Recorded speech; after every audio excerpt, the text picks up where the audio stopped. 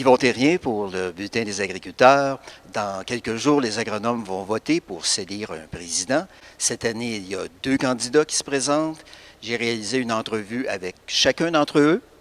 Aujourd'hui, je vous présente le 2e entrevue avec M. René Mongeau, qui est le président actuel de l'Ordre des agronomes et qui demande un nouveau mandat. Bonjour, M. Mongeau. Pourriez-vous me donner un aperçu de votre parcours agronomique?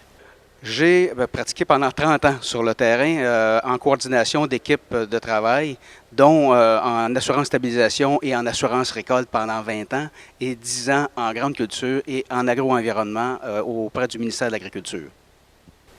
Quels sont les enjeux qui sont prioritaires pour l'Ordre des agronomes? Évidemment, dans sa mission d'offrir des services de haut niveau de compétence, l'Ordre des agronomes s'assure d'abord de la compétence des agronomes. C'est son premier rôle. Ce qu'on appelle la protection du public, c'est d'offrir un bon service, de la compétence et une intégrité de service. Donc, partant de la formation universitaire, s'assurer que les programmes répondent aux besoins actuels sur le terrain et s'assurer par la suite que les agronomes ont une formation continue, disponible, accessible et évidemment en tenant compte de leur capacité de suivre ces formations-là. Utiliser les outils modernes et technologiques qui nous permettent de leur donner de la formation. C'est un enjeu important actuellement. On le voit dans toutes les dimensions. La relève agronomique, il y a de la relève agricole, mais la relève en agronomie est importante. Donc, on veut accompagner, être près des nouveaux agronomes. Il y a de l'intérêt pour cette profession-là. On voit dans les universités une certaine augmentation de l'achalandage actuellement et on veut être près d'eux dès leur entrée, les accompagner pendant leur parcours, leur offrir du matériel spécifique à eux, à l'Ordre des agronomes et s'assurer que par la suite, ils comprennent bien l'avantage d'être un membre d'un ordre avec une pratique déontologique, une formation continue, de l'inspection professionnelle. L'autre aspect, évidemment, c'est de participer plus souvent à des débats publics. Les agronomes et l'Ordre des agronomes, il est nécessaire qu'on participe davantage à ces échanges sur possiblement une mauvaise compréhension de l'utilisation, par exemple, des technologies en agriculture. Et l'agronome est bien placé pour s'exprimer là-dessus. Donc, on veut être plus présent dans ces dimensions-là.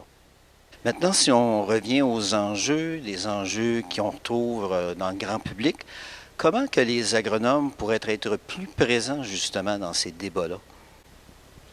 Il y a 2 dimensions à cet aspect-là. Il y a l'Ordre des agronomes. L'Ordre, sa mission première, c'est ce qu'on dit la protection du public. Sa première clientèle, c'est les agriculteurs, mais sa grande clientèle, c'est le public. Mais sa première clientèle, c'est ceux qui utilisent les services de l'agronome. La dimension du public, comme je le disais tantôt, c'est s'assurer en bout de ligne qu'on a un aliment, pensons à l'alimentation qui est produite par l'agriculture, un aliment sain en bout de ligne, et que les agronomes sont actifs à cet égard-là, mais en même temps que la population est informée comment les agronomes sont actifs sur cette dimension-là. Donc, il y a des enjeux publics où il faut apporter notre voix comme ordre à l'égard de la bonne pratique et du rôle des agronomes, mais il y a la place que les agronomes peuvent prendre eux-mêmes, qui s'expriment eux-mêmes sur des enjeux. Que ce sont des professionnels qui ont des analyses et des compréhensions de ces enjeux-là, et on souhaite que les agronomes prennent eux-mêmes aussi une place là-dedans. Donc, sur 2 plans, l'Ordre des agronomes est capable d'ajouter sa voix dans le débat public, mais que les agronomes qui ont des bonnes réflexions puissent les apporter eux-mêmes comme professionnels et éclairer le public sur des enjeux qu'ils comprennent bien. Très bien. Bien, je vous remercie, M. Mongeau, pour votre temps, puis je vous souhaite bonne chance aux élections.